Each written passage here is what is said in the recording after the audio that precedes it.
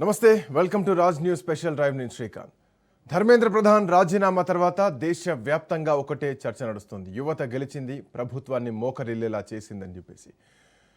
Yes, అదే జరిగితే ఈ యువత నిర్ణయానికి ప్రభుత్వం మద్దతిస్తోంది, ప్రభుత్వం రెస్పాండ్ అవుతోంది, ప్రభుత్వం యువతను గౌరవిస్తోంది అని చెప్పడానికి ఇదొక సంకేతంగా కనిపిస్తోంది కూడా. అయితే నీట్ పేపర్ లీక్ వివాదం తర్వాత ధర్మేంద్ర ప్రధాన్ రాజీనామా చరిత్రలో ఎలా నిలిచిపోబోతోంది.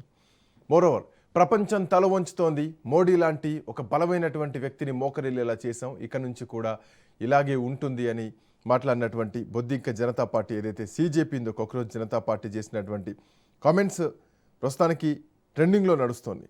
సో ప్రతిపక్షాలు, విద్యార్థి సంఘాలన్నీ సంబరాలు చేసుకుంటున్నాయి. బట్ నిజంగానే మోడీ ప్రభుత్వాన్ని మోకరిల్ల చేసిందా, లేదంటే ఇది భవిష్యత్తులో జరగబోయేటువంటి ఒక భారీ ప్రమాదాలకు, లేదంటే సంఘ విద్రోహ శక్తులకు, దేశ విద్రోహ శక్తులకు, లా అండ్ ఆర్డర్ ఇష్యూస్ రాకుండా ప్రభుత్వం తెలివిగా తీసుకున్నటువంటి నిర్ణయమా?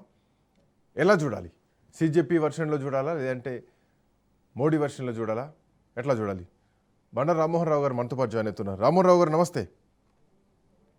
నమస్కారం. నమస్తే శ్రీకాంత్. నరేంద్ర మోడీ ఒక బలమైనటువంటి వ్యక్తి, చాలా బలవంతుడు అనేటువంటి ప్రతిష్టకు మచ్చపడిందా అన్నటువంటి చర్చ కూడా నడుస్తోంది. ఇది రాజీనామా ఏదైనా తడబాటు వల్ల జరిగింది మాత్రం కాదు. సో ఇది ఒక మిస్టేక్ జరిగింది ప్రభుత్వం తరపున. సో లేటుగా నిర్ణయం తీసుకున్నా కానీ నిర్ణయం తీసుకున్నారు, సరైన నిర్ణయం తీసుకున్నారు. బట్ నష్ట నివారణ చర్యలు చేపట్టినట్టే కనిపిస్తోంది. బట్ ఇక్కడ పాయింట్ ఏంటంటే, ఇది ఒక వ్యూహంగా చూడాలా, లేదంటే బీజేపీ లొంగుబాటుగా చూడాలా? యువతకు ఎట్లా చూడొచ్చు? మొదటగా సీజేపీ వైపు నుంచి చెప్తాను, ఎందుకంటే మనం మోడీ వైపు నుంచి చాలా మాట్లాడుకున్నాం. అంటే మనకు వారు ఆలస్యం చేశారు, గోటితో భేదాన్ని గొడ్డ దాకా తెచ్చుకున్నారు. ఎప్పుడు ఇది ఒకటే కాదు, మొదటి నుంచి కూడా మనం చూసుకుంటే, ఇంతకుముందు ప్రజ్ఞా సింగ్ ఏది మన పార్లమెంట్ సాక్షిగా గాడ్సేకు అనుకూలంగా, గాంధీకి వ్యతిరేకంగా మాట్లాడినప్పుడు పొరపాటు జరిగింది అన్నాడు. కానీ తర్వాత టికెట్ ఇవ్వని దాకా, అంటే చాలా ఆలస్యం చేసి ఆమెకు టికెట్ ఇవ్వలేదు, చూసినాం కదా మనం. అట్లానే యూసీసీ దానిలో రిజర్వేషన్లు పాటించే క్రమంలో వాళ్ళు వ్యతిరేకం చేస్తే పెద్ద ఎత్తున మరి దాన్ని ఉపసంహరించుకున్నారు. అంతేందుకు మనకు యూపీపీఎస్సీ ఎగ్జామ్స్ లో సామాజిక న్యాయం పాటించాలని దాన్ని చూసుకున్నప్పుడు కూడా యూజీసీ నియామకంలో సామాజిక న్యాయం పాటిస్తామంటే అప్పుడు అగ్రవర్ణాలు వ్యతిరేకిస్తే దాన్ని చాలా రోజుల తర్వాత వెనక్కి తీసుకున్నారు, చూసాం.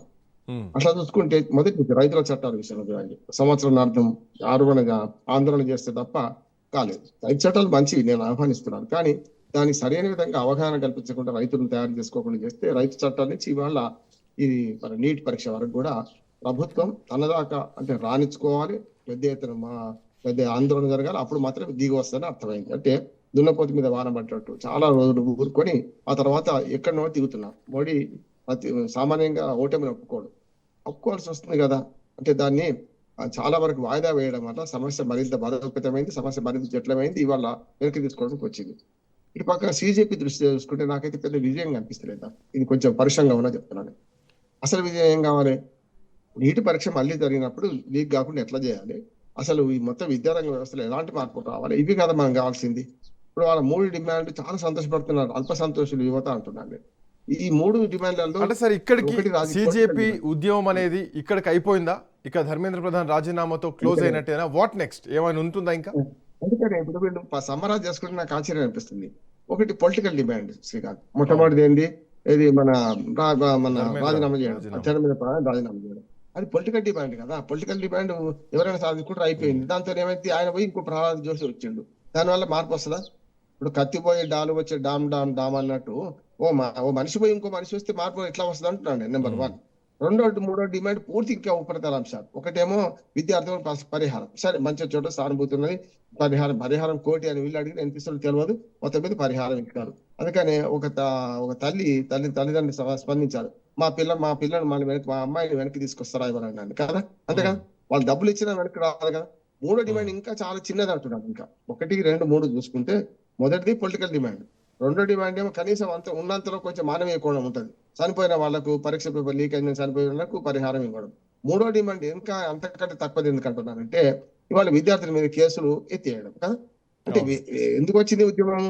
అసలైన విద్యారంగ సంస్కరణకు వస్తే విద్యారంగ సంస్కరణ మాట్లాడతామని మిమ్మల్ని పిలుస్తామని ఎక్కడైనా హామీ ఉందా? వీళ్ళు అడగలేదు, వాళ్ళు ఇవ్వలేదు కదా. ఉమ్. 3 డిమాండ్లు కూడా ఇవి ఉపరితల అంశాల డిమాండ్లు అంటున్నారు, కొంచెం పరుషంగా ఉన్నా సరే.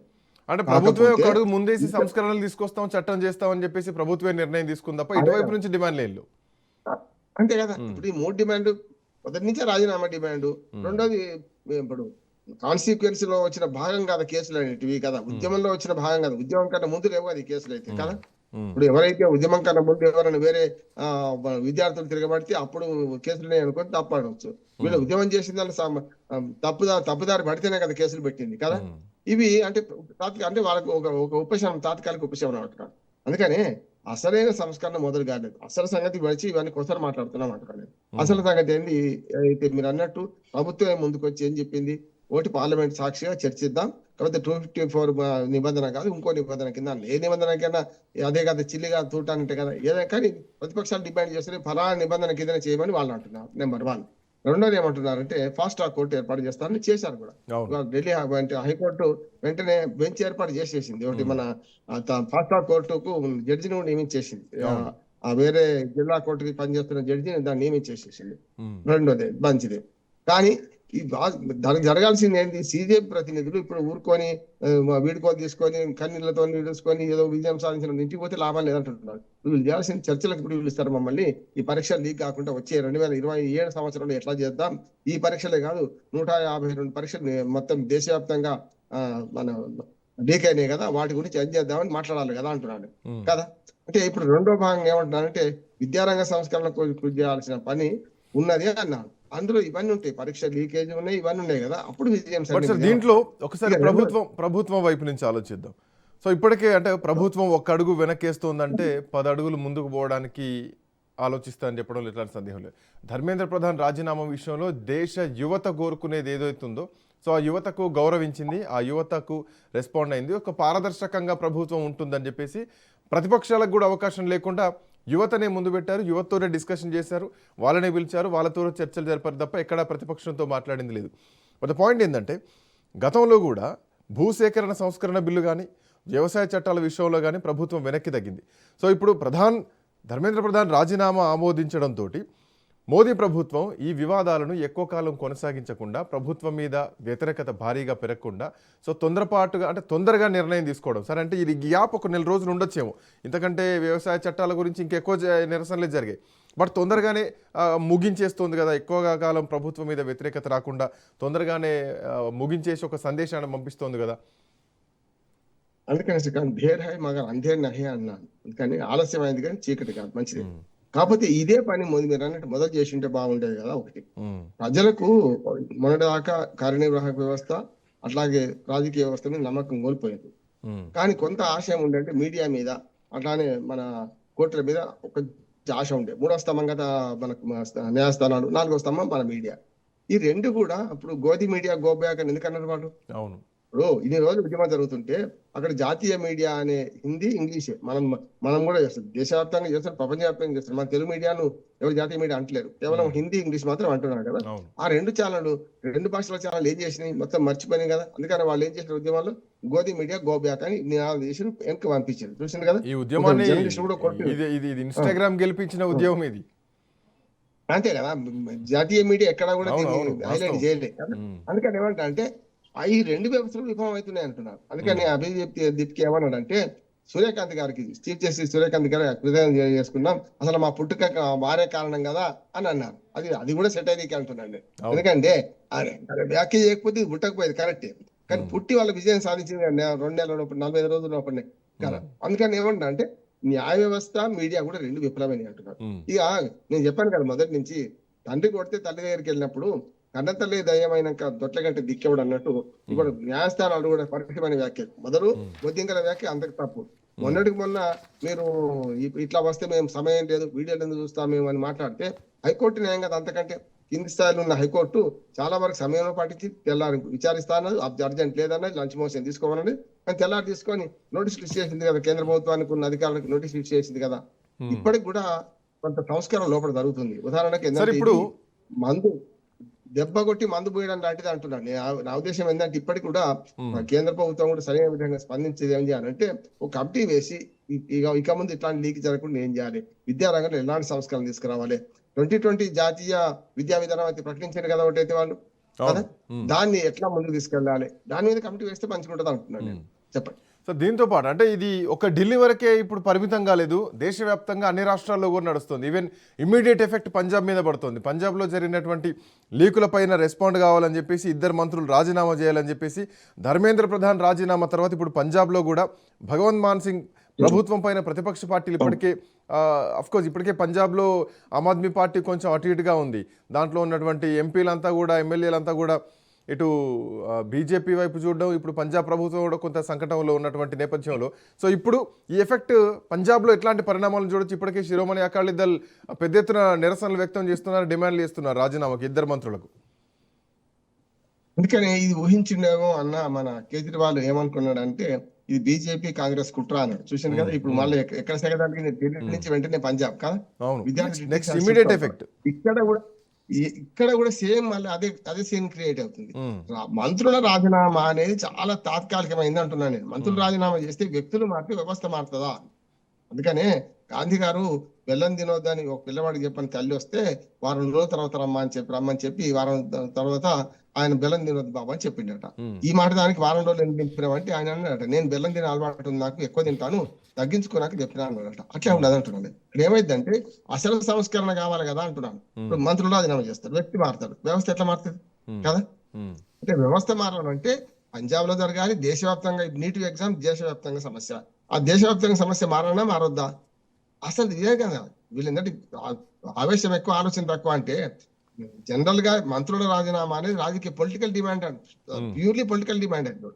ఈ 2 3వది ఏమవుతుంది అంటే జరిగిన తర్వాత సంఘటనకు వ్యతిరేకంగా వీళ్ళు ఉద్యమించిన తర్వాత జరిగినాయి కదా, లాఠీ చార్జ్ తర్వాత ఉద్యమించడం జరిగింది. పేపర్ లీక్ వల్లనే ప్రాణాలు పోయినాయి పిల్లలే కదా. ఇక్కడ కూడా అంతే. ఇప్పుడు పేపర్ లీక్ కాకుండా ఏం చేద్దాం అనే కమిటీ వేసి మీ విద్యార్థులందరూ కూర్చొని పెట్టి వీళ్ళని సలహా తీసుకుంటే బాగుంటుంది. రైతుల సంస్కరణలో రైతులతో మాట్లాడరు మోడీ గారు. తన మన్ కీ బాత్ తప్ప ఇంకోటి మన్ కీ బాత్ వినేది లేదు. తను చెప్పదలుచుకుంటే 1 వే ట్రాఫిక్ కదా, తాను చెప్పదలుచుకుని చెప్తారు అంతే తప్ప వినదలుచుకుంది వినడు కదా. ప్రశ్నలు కాక్రోచ్ వింగ్ ఈ గెలుపు తర్వాత కాక్రోచ్ వింగ్స్ రాష్ట్రానికి ఒక వింగ్ ఏర్పడేటువంటి అవకాశం ఉంటుందా? రేపొద్దున ప్రతి ప్రభుత్వాన్ని ప్రశ్నిస్తూ విద్యా వ్యవస్థ పైన ప్రశ్నించేటువంటి అవకాశం ఉంటుందా? ఇప్పుడు అంటే ఎక్కడైనా విద్యార్థులే, ఢిల్లీలోనే నేషనల్ లెవెల్లోనే కాదు కదా, రాష్ట్ర స్థాయిలో గ్రూప్ 1 ఉంటుంది, గ్రూప్ 2 ఉంటుంది, లేదంటే ఇంటర్మీడియట్ సెకండ్ ఇయర్ ఎగ్జామ్స్ ఉంటాయి, 10th క్లాస్ ఎగ్జామ్స్ లీక్ అయినటువంటి సందర్భాలు దేశవ్యాప్తంగా కోకోలుగా ఉంటాయి. సో ఇమీడియట్ పంజాబ్లో కూడా బీజేపీ కేజ్రీవాల్ ప్రభుత్వాన్ని ఏ రకంగానైనా ఖచ్చితంగా ఆ లీకుల మీద రాజీనామాలు చేయించాలని కంకణం కట్టుకొని కూర్చుంది. మార్నింగ్ నుంచి ఇదే చర్చ నడుస్తుంది దేశంలో. అందుకే రాజీనామాలు పరిష్కారం కాదు నెంబర్ 1. రెండోది ఏంటంటే పెద్ద కాన్వాస్ తీసుకోవాలంటున్నాను. ఎందుకంటే చిత్రం వేయడానికి ఇప్పుడు పేపర్ లీకల కారణం ఏంటి? అవినీతి పరులు అమ్ముకోవడమే కదా. అవినీతి పరులు ఎందుకు తయారవుతున్నారు? ఈ రాజకీయ వ్యవస్థలో డబ్బు సారా పంపడమే కదా. డబ్బు సారా పంచకుండా ఏ బీజేపీ ఎమ్మెల్యేనే గెలిచిండా, ఏ ఆమ్ ఆద్మీ పార్టీ ఎమ్మెల్యే గెలిచిండా, ఏ కాంగ్రెస్ ఎమ్మెల్యే గెలిచిండా చెప్పండి కదా. అందుకని అన్ని పార్టీలు ఇదే తాను ముక్కలైపోయి ఎన్నికలు డబ్బు మద్యం పోసి గెలుస్తుంటే వాళ్ళకు తాబేదారులైన అధికారులు కోట్ల రూపాయలు సంపాదించుకుంటే కొన్నిసార్లు రాజకీయ నాయకుల కన్నా ఎక్కువ సంపాదించుకుంటారు. మీకు తెలియదు కాదు. చూస్తున్నాం కదా తెలంగాణ ఆంధ్రప్రదేశ్ లో. ఈ తెలంగాణ అనేది మధ్య రేవంత్ రెడ్డి గారు వచ్చిన మంచి పని ఏంటంటే ఏసీబీకి పూర్తి స్వేచ్ఛ ఇచ్చి అడ్డగోలు పట్టుకోమంటున్నాడు. పట్టుకుంటే ఏమైతుంది? కేవలం 4 మాత్రమే చేరిపోయింది, మిగతా అందరూ కూడా మళ్ళీ బెయిల్ తీసుకున్నారు, వచ్చేసిండు. మొన్న 2వ సారి దొరికిన ముత్యం రెడ్డి అని, మొన్న 2వ సారి దొరికిన ఆయన అడిగిన ముత్యం కాదు, బయటకు రాలేదు. మళ్ళీ ఇంకోసారి మరి మురికిలో గురికిపోయింది కదా. మొన్న మళ్ళీ 200 కోట్ల రూపాయలు ఆస్తి దొరికినాయి దాని దగ్గర. అంటే ఏమన్నట్టు అధికారుల అవినీతి కారణం ఏంటంటే రాజకీయ అవినీతి పెద్దది. రాజకీయ అవినీతి ఎందుకు జరుగుతుందంటే ప్రజలు అవినీతి పనులు చేయడం, ప్రజలు డబ్బులు తీసుకొని సారా పోసి ఓట్లు వేసుకుంటే వాళ్ళు కూడా అది పైసలు ఇవ్వకపోతే ధర్నా చేసే పరిస్థితి. కేవలం విద్యారంగ సంస్కరణలు మాత్రమే అంటే ఇది ఉపరితల అంశమే అంటున్నారు. దీనికి ప్రధాన కారణం రాజకీయ సంస్కరణలు, ఎన్నికల సంస్కరణలు. ఎన్నికల్లో ఒక్క ఓటు వస్తే ఎక్కువ గెలుపుడు కాదు. ఎన్నికల్లో ఒక ఓటు వస్తే గెలుపుడు అంటే ఏంటంటే 100 ఓట్లు ఉంటే 70 ఓట్లు పోలైతే ఆ 70లో 36 వచ్చినోడు గెలిచినా లేరు. 3-4 నిలబడితే 20 వచ్చినోడు కూడా గెలుస్తున్నారు కదా. అంటే మిగతా 60 ఓట్లు 70లో 50 ఓట్లు వ్యతిరేకమే కదా. ఎంపీటీపీ పద్ధతి తప్పున్నది. దామాషా పద్ధతి అయితే 51% ఓటు రావాలి. మన దగ్గరే జరుగుతుంది కదా. మీరు ఎమ్మెల్సీ ఎన్నికలు చూడండి, సెకండ్ ప్రిఫరెన్స్ థర్డ్ ప్రిఫరెన్స్ ఎదురుగా పెడతారు. 51% ఓట్లు దాటాలనే కదా కదా.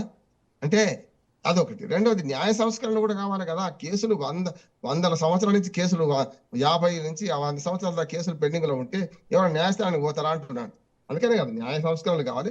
పోలీసులది కూడా సంస్కరణ కావాలి. ఇప్పుడు పాపం పోలీసులు దెబ్బతిన్నారు, మళ్ళీ ఇటు పక్కన దెబ్బతిన్నారు కదా. పోలీస్ సంస్కరణ కూడా భాగంగా ఏంటంటే ఎవరైతే ఈ నేర విచారణ వ్యవస్థను వేరుగా అప్పచెప్పాలి కదా, అప్పుడు ఇంత ఇన్ని సార్ గొడవలు జరగవు కదా. ఇక నుంచి విద్యార్థులు అంటే ఎక్కడ ఏ రాష్ట్రంలో పేపర్ లీకులు జరిగినా ప్రతిపక్ష పార్టీల మీద కంటే కూడా రేపు పొద్దున కాక్రోచ్ పైన ఒత్తిడి వచ్చేటువంటి అవకాశం లేకపోలేదా? ఇప్పటికే పంజాబ్లో జరిగినటువంటి పేపర్ లీక్ల విషయంలో ఆల్రెడీ కాక్రోచ్ పార్టీ మీద ఒత్తిడి పెరిగింది, దేశవ్యాప్తంగా కూడా, ఈవెన్ పంజాబ్ నుంచి కూడా ఒత్తిడి వస్తుంది. ప్రతిపక్షాలు కూడా వాళ్ళ మీద ఒత్తిడి తీసుకొస్తారు, ఎందుకంటే ఒక కేంద్ర మంత్రినే రాజీనామా చేసినటువంటి ఒక విప్లవాన్ని తీసుకొచ్చారు కాబట్టి ఖచ్చితంగా వాళ్ళపైన కూడా ఈ ఇంపాక్ట్ ఉంటుంది. ఇది రేపొద్దున పంజాబ్ ఎలక్షన్స్లో ఎట్లాంటి పరిస్థితి ఉంటుంది? ఎందుకంటే ఇదే ఆమ్ ఆద్మీ పార్టీ కేజ్రీవాల్ అదే సీజేపీ వేదికపైకి వెళ్ళి ధర్మేంద్ర ప్రధాన్ రాజీనామా కోరారు. కమింగ్ టు పంజాబ్ విషయానికి వస్తే ఈ విషయంలో మాత్రం మౌనంగానే ఉన్నారు. రేపొద్దున కేజ్రీవాల్ కూడా ఇది పెద్ద భారీ ఎదురు దెబ్బే కదా. ఖచ్చితంగా, ఎందుకంటే ఎవరిని విడిచిపెట్టరు వాళ్ళు. ఒకటి ఏంటంటే మొన్నటిదాకా బీజేపీ మాత్రం వ్యతిరేకం అని పేరు వస్తే అభిజిత్ ప్రకటించారు కూడా, మేము ఎక్కడ జరిగినా పోతాం, గ్యారెంటీ విద్యార్థులకు అన్యాయం జరుగుతుంది, ఏ పార్టీ అధికారంలో ఉన్నా అక్కడికి వస్తామని ఒక మాట అన్నాడు. కనుక ఇది మంచిది అంటున్నాడు. మొన్న జరిగిన పొరపాట్లను బట్టి ఇప్పుడు బీజేపీ గుణపడాన్ని నేర్చుకోవాల్సింది ఏంటంటే, మొన్న జరిగింది కొంత సంఘ విద్రోహ శక్తులు ఇందులో పాల్గొన్నారు. నెంబర్ 1, దాన్ని దూరం చేయాల్సిన అవసరం ఉంది. పార్టీలకు అతీతంగా మేము ఉద్యమిస్తున్నాం అని చెప్పి ఇప్పుడు రెండోది ఆమ్ ఆద్మీ పార్టీ దగ్గరికి వస్తుంది కనుక, మన పంజాబ్ లో ఆమ్ ఆద్మీ పార్టీ అధికారంలో ఉంది కనుక అక్కడికి పోతున్నారు కనుక అది ఒక రకంగా పార్టీ మాకు సంబంధం లేదు, ఎవరినైనా మేము నిలదీస్తామనే మాట వచ్చింది. అందుకనే ప్రభుత్వం వైఫల్యము, ప్రతిపక్షాల వైఫల్యం, నేను మొదటి నుంచి చెప్తున్నా శ్రీకాంత్, మీకు తెలుసుగా. మూడోది న్యాయ వ్యవస్థ వైఫల్యం. ఈ మూడింటి వల్ల వచ్చిన ఉద్యమంగా జంజి చూడాలి. రాజుగారికి బట్టలు లేవో అని నగ్నంగా ఉండడం పిల్లవాడు అరిచినట్టే ఇవాళ మన సిజేపీ ఎప్పుడు యువత అరుస్తున్నది. ఇందులో యువత మొత్తం సిజేపీ సభ్యులు ఎవరు కాదు, మొత్తం సభ్యులుగా ఉన్నారని ఏం లేదు, బయట నుంచి వచ్చిన వాళ్ళు కూడా. నిన్న ఒక చర్చలో ఓయూ నుంచి కూడా 2-3 మిత్రులు పాల్గొన్నారు. చాలా అభినందించిన వాళ్ళు, చాలా మంచి సరుకుతో వస్తున్నారు వాళ్ళందరూ కూడా. అందుకని ఏమంటా అంటే ఇవాళ విద్యార్థుల ఉద్యమం సిజేపీలో మూసబోసిన దాకా ఉండేటట్లే దాటిపోతుంది అంటున్నాను నేను. దాటిపోతుంది కానీ పాత విద్యార్థి సంఘాలు కూడా విఫలమని అంటున్నాను. ఇక నుంచి రాజకీయాలు, రాజకీయ నాయకుల ఆలోచన విధానం కూడా మారాలి అన్నదానికి జెన్జీ విప్లవం ఒక నాందిగా కనిపిస్తోంది కదా. దానికి అదనంగా ఇంకోటి చెప్తాను, రాజకీయ నాయకులు మారాలి, ప్రతిపక్షం మారాలి, ఉద్యమాలను ప్రతిపక్షాలు పట్టించుకోకపోతే ఇటువంటి ఉద్యమాన్ని విద్యార్థి నాయకుల సాంప్రదాయ ధోరణి కూడా మారాలి. ఉదాహరణకు ఏబీవీపీ ఉంది, బీజేపీ ఏం చేసినా వాళ్ళకి పట్టదు, వాళ్ళకి కనపడదు కదా. అదే ఎన్ఎస్ఏ అయింది, కాంగ్రెస్ ప్రభుత్వాలు ఏం తప్పు చేసినా వాళ్ళు పట్టించుకోరు కదా, అంతే కదా. పార్టీ పరంగా నిలిపోయింది కదా. ఆ ఎస్ఎఫ్ అయింది, కమ్యూనిస్ట్ పార్టీల ప్రభుత్వాలు ఏం చేసినా వాళ్ళు మాట్లాడరు. అంటే వ్యతిరేక పార్టీల మీద మాట్లాడతారు కానీ వాళ్ళు మాట్లాడతారు కదా. పార్టీల పరంగా ఈ విద్యార్థి సంఘాలు చీలిపోవడం వల్ల నిజాలు బయటకు రావడం లేదని ఇప్పుడు సిజేపీ లాంటిది వచ్చింది. సిజేపీకి పార్టీలు అవసరం లేదు, ఏ పార్టీ అనేది చేస్తామన్నట్టు రెండో ఉద్యమం కూడా పంజాబ్ లో ముందు పెడుతున్నారు కనుక ఇది ఆహ్వానించదగ్గది అంటున్నారు. అందుకనే ఇప్పటి ఉద్యమంలో ఇప్పుడు యువత ఏదైతే ఉద్యమంలో 2 పరిణామాలు లేకుండా చాలు. ఒకటి, దేశానికి వ్యతిరేకంగా ఉద్యమించవద్దు, నెంబర్ 1. ఇప్పుడు దేశంలో సమస్యలు ఉన్నాయి కాదంటలేదు, ప్రజాస్వామ్యంలో కూడా సమస్యలు ఉన్నాయి. ప్రజాస్వామ్యంలో సమస్యలకు మరింత ప్రజాస్వామ్యమే మంచి మందు కానీ నియంతృత్వం మంచి మంది కాదు కదా అంటున్నాను. ప్రభుత్వ నియంతృత్వాన్ని ప్రభుత్వాన్ని ప్రశ్నించడం తప్పనిసరి. ప్రశ్న తప్పైతే జవాబు తప్పే వస్తుంది. మీ భార్యను మీరు కొడుతున్నారా మానేశారా అంటే ఈ రెండే చెప్పంటే కొడుతున్నాను తప్పే, మానేసినాను తప్పే. వీళ్ళు ఏం చేస్తున్నారు, ప్రశ్నలు తప్పేసుకొని డిమాండ్ చేస్తున్నారు. ఇవాళ మళ్ళీ రాజీనామాలు డిమాండ్ చేస్తే దానివల్ల ఏమి ఒరగదంట. ప్రహ్లాద్ జోషి ఇప్పుడు మళ్ళీ కొత్త మంత్రి అయింది ఇప్పుడు కదా దేశంలో, విద్యాశాఖ మంత్రి. ఆయన ఏం చేయాలనో మనం చెప్పాలని చెప్పొద్దు అంటున్నాడు. అదే ముసలి నడిస్తే వ్యక్తి మాత్రం ఆమెంది, వ్యవస్థ మారదు కదా. అందుకని విద్యార్థులను అభినందిస్తూనే వీళ్ళందరూ కూడా చేయాల్సిన పని ఏంటంటే నెక్స్ట్ అనే దగ్గర కొంచెం broad ideology, out of the box ఆలోచన చేయండి. ఈ విద్యారంగ సంస్కరణలకు ఎవరు చేయాలి, రాజకీయాలు ఉన్నోడు చేయాలి, ప్రభుత్వం ఉన్నోడు చేయాలి కదా. ప్రభుత్వం నుంచి ఎటువంటి వస్తున్నాడు, అన్ని ఒకే తాను ముక్కలు కదా, రంగులు వేరు, జెండాలు వేరు, అజెండా ఒకటే కదా. డబ్బు పంచాలి, సారా పంచాలి, ఎన్నికలు గెలవాలి, మళ్ళీ అదే పని చేయాలి, మళ్ళీ ఎన్నికలు గెలపడానికి చేయాలి కదా. ఇప్పుడు రాజకీయ పార్టీలు చూడండి, గెలిచినోడు వచ్చే 10 ఏళ్ళు నాదే అధికారం అంటాడు, గెలవనాడు వచ్చే ఎన్నికలు నేనే గెలుస్తా అంటున్నాడు. అది తప్ప నేను వచ్చినాక ఏం చేస్తా, వాడు చేసేది తప్పు అని ఎక్కడ నిందగడుతున్నారా? లేదు కదా. తాను అధికారం రావడే పరమావధి కాబట్టి అధికారం ఎందుకో రావాలి, అధికారం రావాలి ఎందుకనేది రాకపోతే కష్టం కదా అంటున్నాడు. సిజేపీని అభినందిస్తూ ఇది తాత్కాలిక విజయం, ఉపరితల అంశాల మీద విజయం తప్ప చూడాలి. వీళ్ళ భవిష్యత్ ప్రయాణం ఎట్లా ఉంటుందో చూడాల్సినటువంటి అవసరం ఉంది. అభినందిద్దాం కానీ పూర్తి విజయం సాధించాలని నేను చెప్పిన సమూల సంస్కరణ జరగాల్సిన అవసరం ఉందని నేను. థ్యాంక్ యూ రామ్మోహన్ రావు గారు, థ్యాంక్స్ ఫర్ జాయినింగ్. సో మొత్తానికి ప్రపంచం తల వంచుతోంది, దాన్ని తల వంచేలా చేస్తున్నాం, చేసేవాళ్ళు మనకు కావాలి అని అభిజిత్ దీప్కే చేసినటువంటి మాటల తర్వాత ఈ ఉద్యమం ఇక్కడితో ఆగేది కాదు, ఇంకా భవిష్యత్తులో ఇంకా ప్రయాణం ఉంటుంది. విద్యార్థుల తరపున విద్యారంగంలో ఉన్నటువంటి సంస్కరణలపైన ఖచ్చితంగా పోరాటం చేస్తామని మాట్లాడుతున్నారు. ధర్మేంద్ర ప్రధాన్ రాజీనామాతో ఫుల్ స్టాప్ పడుతుందా అంటే లేదు. ఇంకా మిగతా రాష్ట్రాల్లో ఎక్కడెక్కడ లీకేజీలు జరిగినా అక్కడ ఖచ్చితంగా కాక్రోచ్ జనతా పార్టీ ఉంటుంది. ఒక్కసారి లోపలికి వెళ్ళిందంటే మళ్ళీ బయటికి రాదు అని చెప్పేసి నిన్ననే ఆల్రెడీ చెప్పినటువంటి నేపథ్యంలో చూడాలి ప్రయాణం ఎటువైపు వెళ్ళబోతుందో. మొత్తానికి రాజకీయాలు మారుతున్నాయి. రాజకీయ నాయకుల మైండ్ సెట్ కూడా యువతకు తగ్గట్టుగా మారాలి అని నిరూపించడానికి ఈ జెన్జీ విప్లవోద్యమం ఒక నాందని చెప్పాలి. That's all for now. Next updates continue అయితే కీప్ వాచింగ్ రాజ్ న్యూస్.